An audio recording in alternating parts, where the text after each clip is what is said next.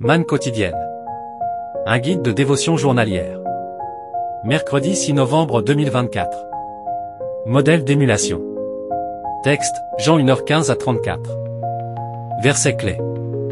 Jean lui a rendu témoignage, et s'est écrié, c'est celui dont j'ai dit, celui qui vient après moi m'a précédé, car il était avant moi, Jean 1 verset 15. Les modèles sont nécessaires pour servir de guide et orienter les gens dans la vie. Par conséquent, il est courant que les jeunes admirent les autres, en particulier ceux qui réussissent dans la vie séculière, et ils se focalisent sur eux. Malheureusement, tous ceux qui sont considérés comme des modèles ne peuvent pas être suivis car ils se projettent selon la façon dont ils voient la vie plutôt que d'exercer une influence positive. Leur influence devient négative du moment où ils ont la capacité de gâcher le destin des personnes qui imitent leur mode de vie. Jean-Baptiste, le précurseur du Christ, connaissait son appel et sa place dans l'agenda de Dieu. C'était un homme de caractère gracieux. Dans le texte d'aujourd'hui, les Écritures le concernant ont été accomplies parce qu'il a rendu témoignage du Christ, le Messie que les Juifs attendaient.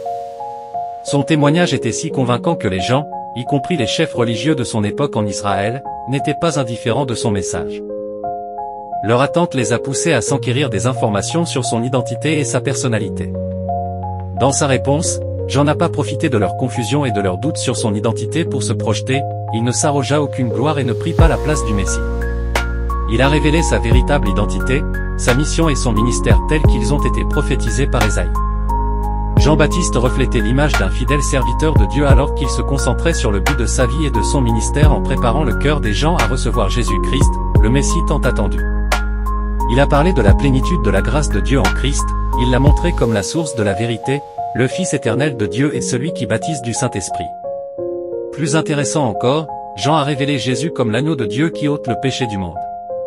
En toute humilité, il s'est soumis à la supériorité et à la seigneurie du Christ au-dessus de lui-même. Quel modèle d'émulation pour les croyants et les ministres de l'Évangile d'aujourd'hui. Les hommes, par nature, s'élèveront sans mettre Dieu à la première place, beaucoup de gens proclament leur bonté, mais un homme fidèle, qui le trouvera? Proverbe 20h6.